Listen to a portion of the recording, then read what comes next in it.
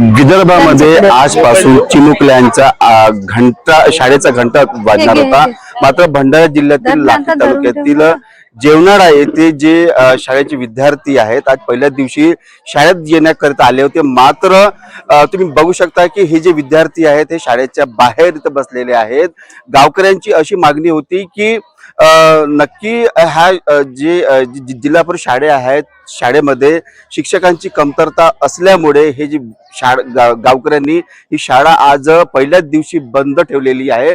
नेमकं काय कारण आहे आपण त्यांच्याशी बातचीत करूया। आपल्यासोबत हे गावकरी त्यांच्याशी बातचीत करूया। काय नाव आहे तुमचं आणि का बरं नेमका तुम्ही शाळा पहिल्या दिवशी शाळा बंद ठेवलेली आहे? मी रेखा गटपाइले ग्रामपंचायत सदस्य तथा व्यवस्थापन समिती सदस्य आहे।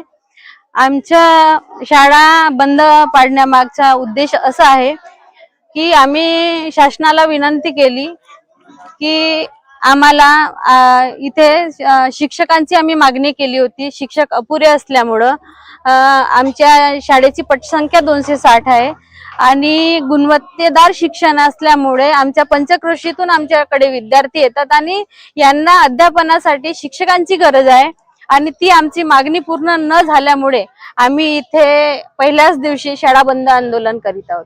तर नक्कीच हे गावकरी आहेत त्यांचं म्हणणं आहे की विद्यार्थ्यांची पटसंख्या जास्त आहे मात्र शिक्षक इथं कमी आहे, त्यामुळे पहिल्याच दिवशी त्यांनी शाळा बंद आंदोलन पुकारले। जोपर्यंत मागणी पूर्ण होणार नाही तोपर्यंत शाळा बंद ठेवण्याचं असं त्यांनी केलेलं आहे। मात्र आज पहिल्याच दिवशी शाळा बंद असल्यामुळे शासन याच्याकडे कसं लक्ष देते याकडे बघण्याचं असणार आहे।